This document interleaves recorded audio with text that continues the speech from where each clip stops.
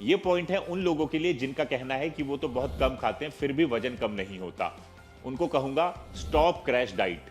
Even extreme low calorie diet पे जाना आपकी सेहत के लिए बहुत ज्यादा हानिकारक हो सकता है।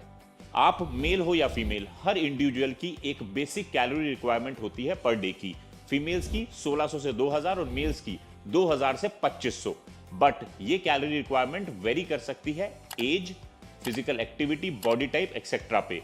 अब साइंटिफिक तरीका तो यह है कि आप प्रतिदिन 500 से ज्यादा कैलोरी डेफिशिएट पे नहीं जा सकते। इवन मैं तो आपको सलाह दूंगा कि आपको शुरुआत में 200 से 250 कैलोरी डेफिशिएट पे जाना चाहिए एंड देन ग्रेजुअली आप इसको 500 तक लेके जा सकते हो। अब मैं आपको यह समझाना चाहता हूं कि सबसे पहले तो आप अपने प्रतिदिन का बेसिक कैलोरी डिसाइड करो, उसमें से 500 कैलोरी डेफिशिएट करो और जो बची हुई कैलोरी हैं उनको दिन भर में डिवाइडेड डोजेस में खाओ, 4 से 5 मील।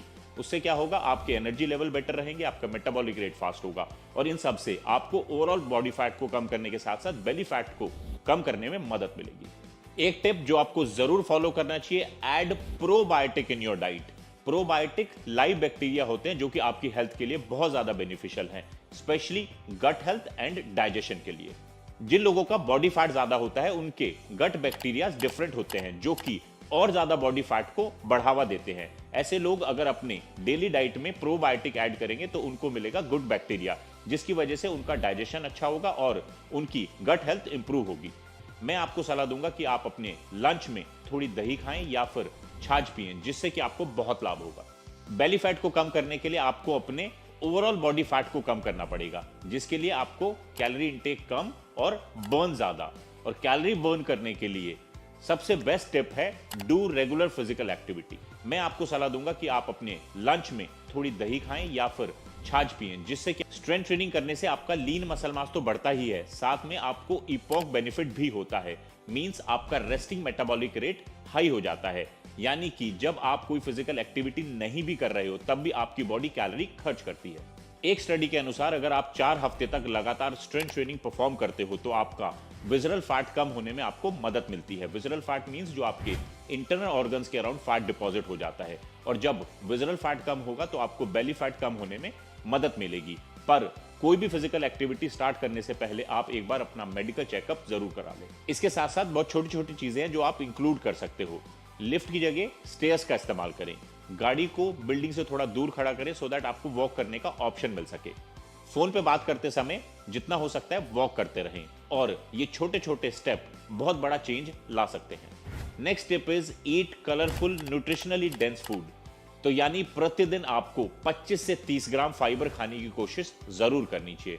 और एक सलाह मेरी मान लो कि अपनी डाइट से ट्रांस फैट को बिल्कुल हटा दो, और ट्रांस फैट बेसिकली जितनी भी पैक्ड फूड होते हैं उनमें पाया जाता है।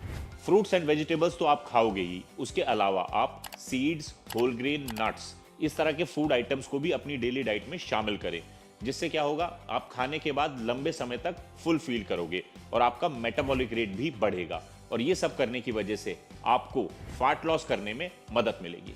नेक्स्ट स्टेप बेली फैट कम करने के लिए बहुत ही असरदार है, एलिमिनेट लिक्विड कैलोरी। आपको पता भी नहीं चलता कि दिन भर में आप कितनी ज्यादा कैलोरी सिर्फ लिक्विड तौर पे कंज्यूम कर लेते हो, like T, coffee, cold drink, packed juices etcetera. Sad part ये है कि ये एम्प्टी कैलोरीज होती हैं, जिससे कि आपकी बॉडी को किसी भी तरीके का न्यूट्रिशनल बेनिफिट नहीं पहुंचता। इनफैक्ट बेली एरिया के अराउंड जो फैट डिपॉजिट हो जाता है, लिक्विड कैलोरी उसका एक बहुत बड़ा रीजन होती है। पर इसका यह मतलब नहीं है कि आप फैट लॉस जर्नी पे किसी भी तरीके की लिक्विड कैलोरी कंज्यूम नहीं कर सकते।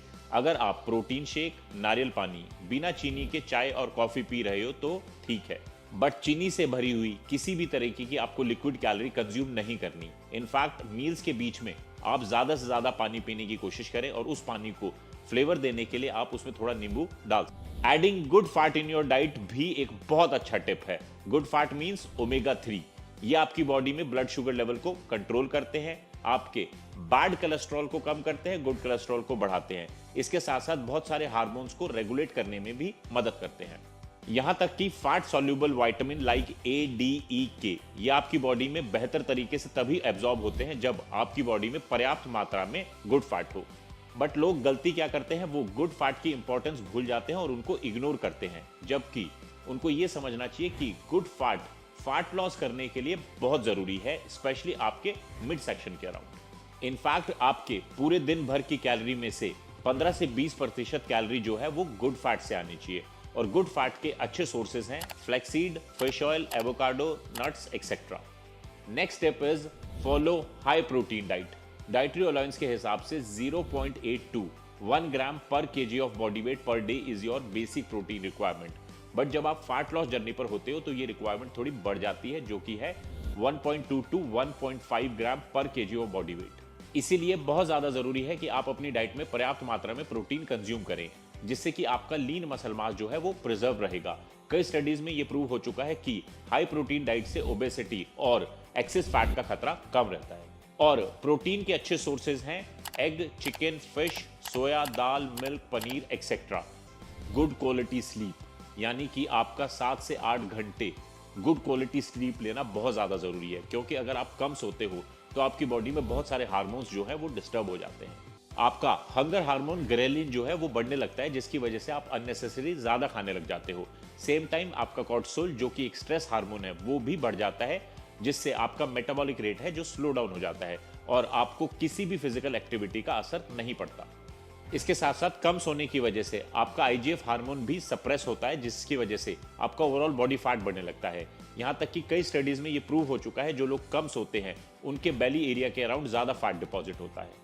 इसीलिए बहुत ज्यादा जरूरी है कि आप रात को 7 से 8 घंटे की साउंड स्लीप लें।